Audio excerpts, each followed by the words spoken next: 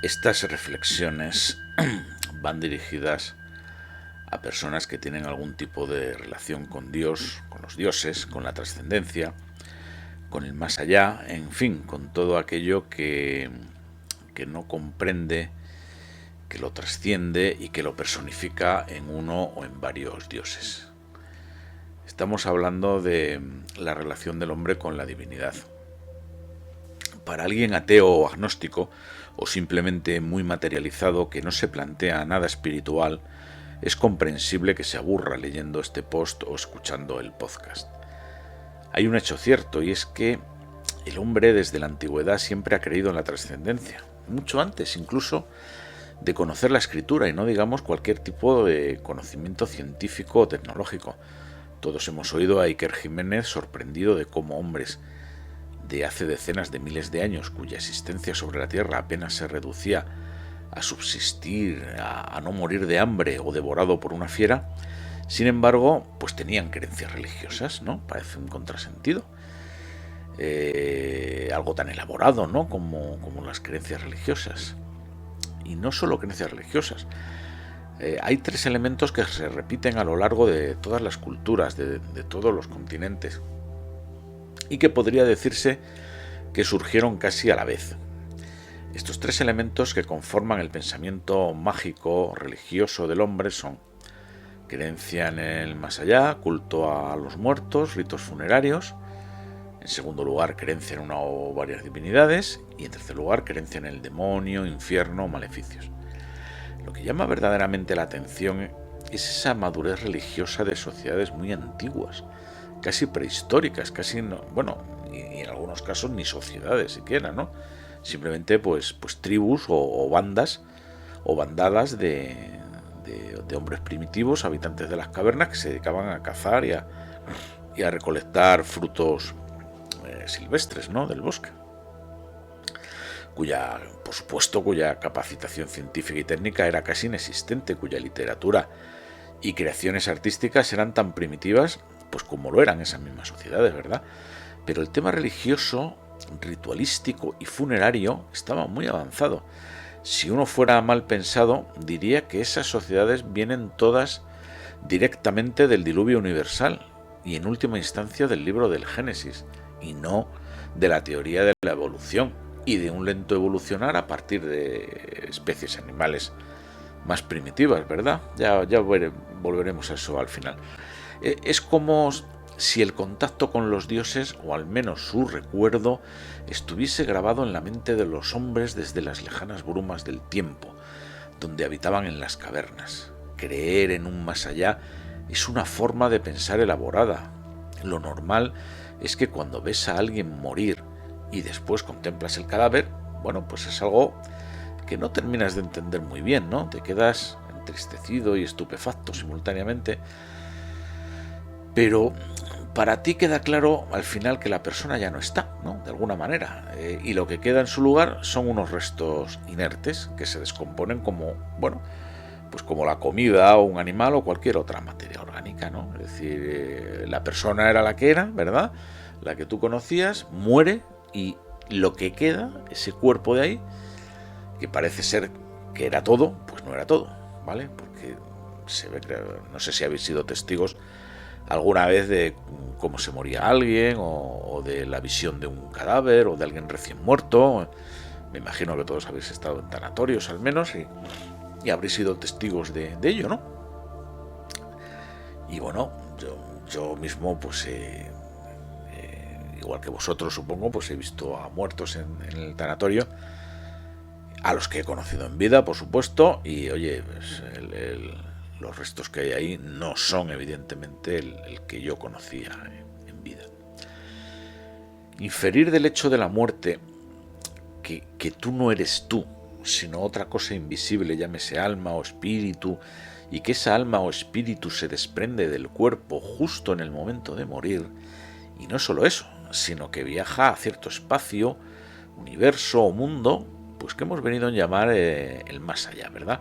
Pues esto requiere de un pensamiento abstracto bastante profundo y elaborado, ¿no? Esto no es para alguien primitivo que vive en las cavernas, que se dedica a cazar y a subsistir. ¿no? Que es una economía de subsistencia, una vida al día, ¿no? Como aquel que dice, cuyo máximo adelanto tecnológico, pues a lo mejor es el fuego, y se acabó. Sobre todo porque se empieza a hablar de cosas para las que no se tiene pruebas, y se requiere que el resto de la gente crea en cosas que no están probadas, que no se pueden ver, o sí se pueden ver, o sí hay pruebas de su existencia, ¿eh? Sea como fuere, desde la más remota antigüedad los hombres creen en dioses, en demonios y en el más allá. Otro tema que me llama la atención es la creencia en la existencia de demonios. Es decir, habría dioses buenos y dioses malos. Ojo, esto ya es si lo otro era una elaboración, esto ya es un paso más allá. Y estos serían los demonios, ¿no? Los dioses malos, vamos a llamarlos así. Alguien podría decir que esto es fácil de explicar, igual que a los hombres les pasan cosas buenas y cosas malas. Bueno, pues hay dioses buenos para acontecimientos buenos y dioses malos para acontecimientos malos. Bueno, es una explicación razonable y seguro que la encontráis en numerosos libros de texto. Pero a mí no me satisface. En primer lugar, los dioses teóricamente buenos no son tan buenos. Son la mayoría hechos a imagen y semejanza de los hombres que los adoran. Pensar en el panteón griego, en los dioses romanos, fenicios, etcétera, esos no son buenos. Tampoco son malos a lo mejor, pero buenos no, ¿eh? Leer algún libro de mitología. Pero los dioses malos, los demonios, sí son malos, muy malos. O sea, estos son malos de verdad, e igual de malos que la concepción moderna que tenemos procedente de las religiones del libro, ¿verdad? Pero hay todavía más. Existen ni más ni menos que rituales de exorcismos, ¿vale? Exorcismo es un concepto complejo, es un concepto cultural, religioso, filosófico, muy complejo, muy elaborado. O sea, esto de hecho, a las personas normales de hoy día, del siglo XXI, pues a algunos es complicado explicárselo de verdad. O sea, pues imaginaros en las sociedades primitivas, como vamos a ver ahora. Había rituales, existen ni más ni menos que rituales de exorcismos en la época, no solo de los egipcios, o sea, de hace casi 5.000 años, sino de los sumerios. Es decir, esas civilizaciones tan antiguas, que algunas de ellas ni siquiera conocían la rueda, que apenas acababan de salir de las cavernas, que escribían en tablillas de barro, y eso ya como el sumum de la tecnología.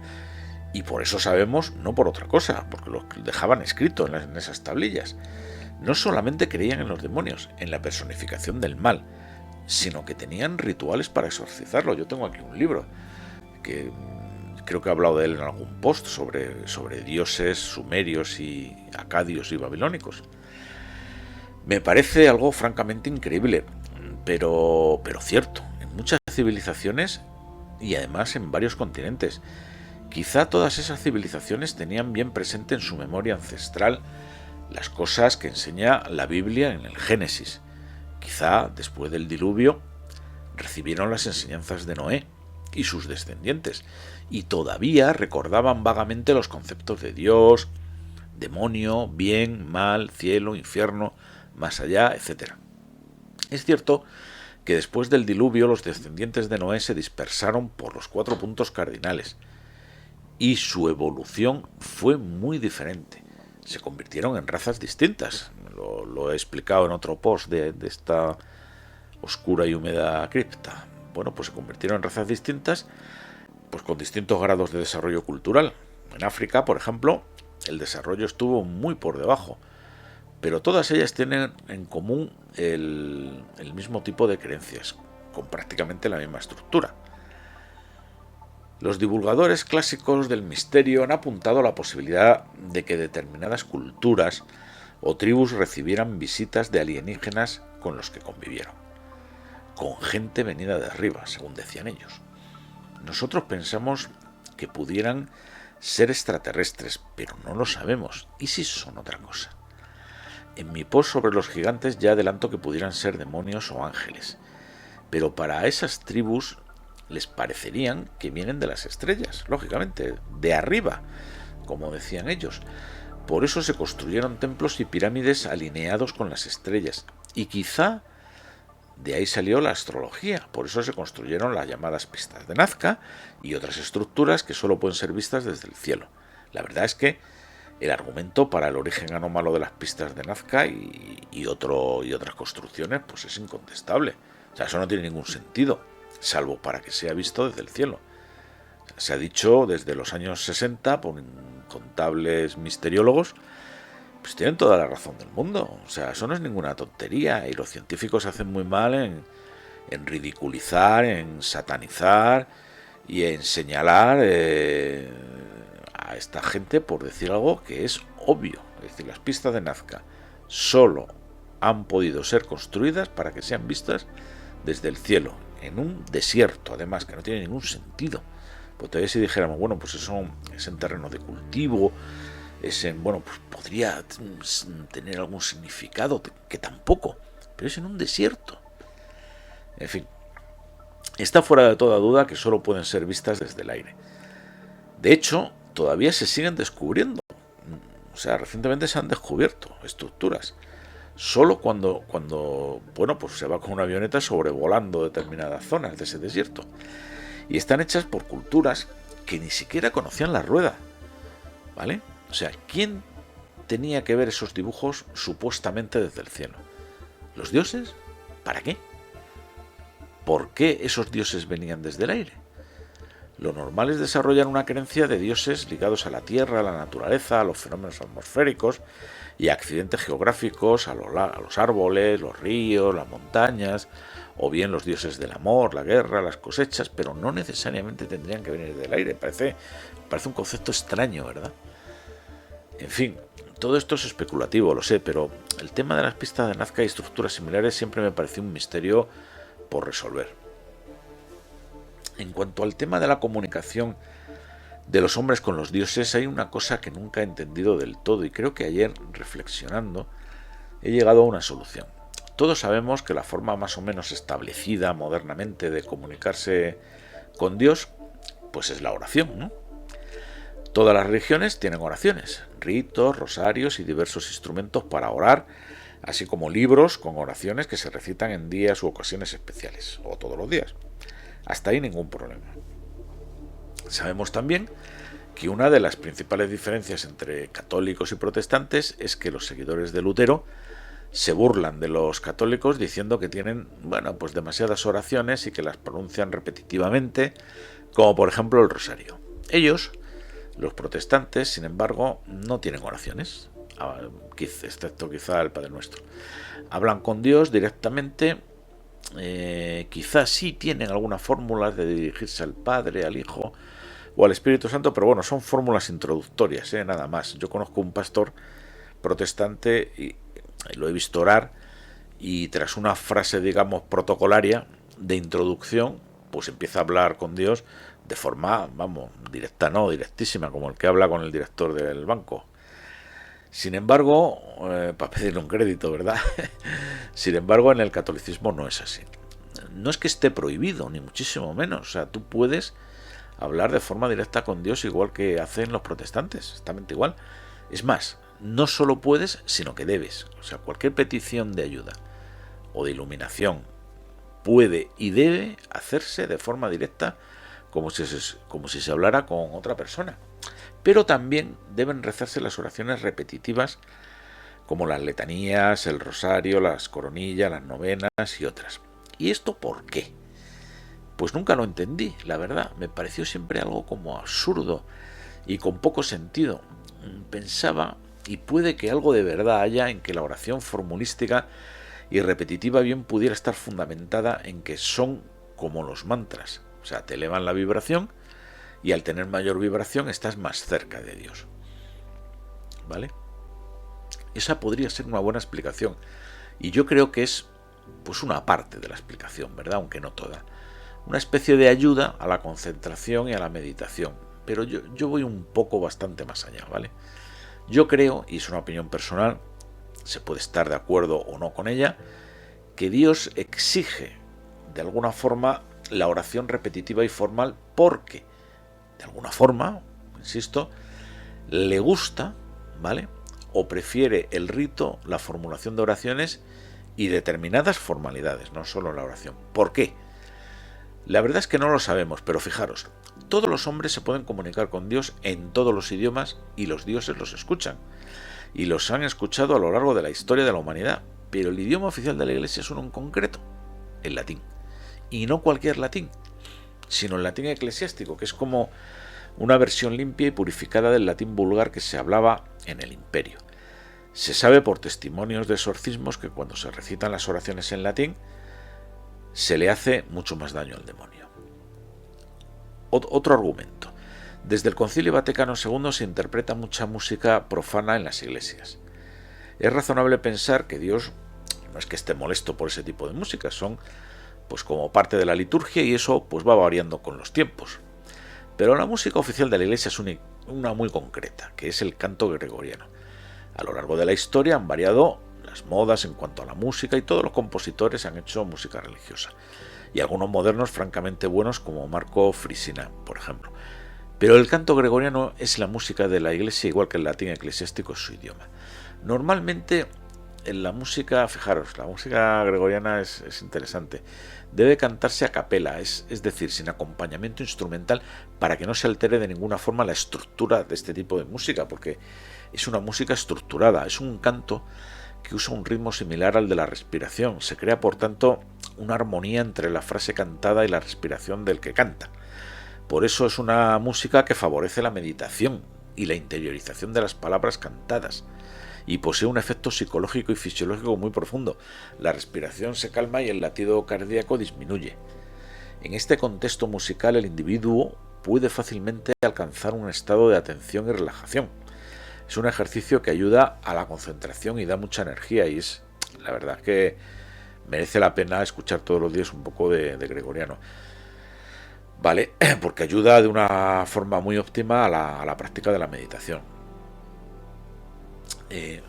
Fijaros, más argumentos. Dios siempre perdona los pecados y acepta el arrepentimiento y propósito de enmienda, sí, es verdad, pero a través de un rito que es la confesión. Si no lo conoces o no tienes posibilidad de acudir a la confesión, estoy seguro de que Dios también te perdona y así se atestigua en multitud de testimonios a lo largo de la historia. Es verdad, sí, pero la forma, digamos, correcta o formal de hacerlo es a través del rito de la confesión. Acordaros de que cuando Yahvé mandó construir el Arca de la Alianza, dio instrucciones muy precisas sobre los materiales, medidas que debe de guardarse, ritos de purificación, ritos sacerdotales para introducirse en el arca y muchas más normas y admoniciones. Todo eso a un pueblo que estaba continuamente en guerra, sufriendo invasiones, pueblo judío, israelita, y que muchas veces pues era un problema transportar el arca en los éxodos. Por alguna extraña razón, Dios prefiere una comunicación normalizada y formal entre él y los hombres. En definitiva, que la comunicación tenga lugar a través de protocolos, y así las religiones serían pues una suma de protocolos, y los sacerdotes, los expertos conocedores de esos protocolos y los que saben ejecutarlos de la forma adecuada. ¿Y a dónde voy con todo esto? Pues que parece que la humanidad, por esta razón y otras, a ver si lo explico bien, lejos de ser una especie puramente animal, posee sin duda unas características espirituales muy presentes incluso en estadios muy primitivos de la evolución. Si es que tal evolución ha tenido lugar, he de confesaros que yo no soy evolucionista, no creo en la teoría de la evolución por varias razones. Una de ellas os la contaré algún día, pero podéis buscar en internet, si alguno tiene curiosidad, buscar la fisiología del escarabajo bombardero y su relación con la teoría de la evolución. Se ha analizado perfectamente y la existencia de ese animal es incompatible con los postulados de la teoría de la evolución, como por ejemplo la selección natural y la adecuación del órgano a la función. Es un poco rollo de leerlo, no es muy largo, pero se ve que es un argumento incontestable, ¿vale? Pero bueno, me estoy yendo un poco por las ramas. Y antes de que se me olvide, hay otra razón indirecta a la que también dedicaré un post. Y es la más que probable circunstancia de que la Tierra sea el baricentro del universo y esté inmóvil con respecto al centro de los astros. Esto naturalmente de forma aproximada. Le dedicaré un post a ambas cosas, en el futuro, a la teoría de la evolución y a un geocentrismo de nuevo cuño, en el que no termino de estar de acuerdo y que requerirá un análisis más profundo, por eso en ese tardaré más. Si ambas conjeturas son ciertas, es decir, que la teoría de la evolución es falsa de toda falsedad y que la Tierra es el baricentro del universo, bueno, pues vendrían en apoyo de que la existencia del hombre en este planeta purgatorio no es accidental, ni casual, ni fútil, ni absurda, ni contingente, sino que tendría un sentido misterioso. Si a eso añadimos que no existe vida extraterrestre, como he postulado en otros posts de esta cripta, tenemos que la idea de divinidad, de la que he empezado a hablar al principio, impresa en la mente de todos los hombres, desde que existen sobre la faz de la Tierra y desde que el mundo es mundo, no es casual y obedece a un profundo misterio que estamos muy lejos de haber resuelto.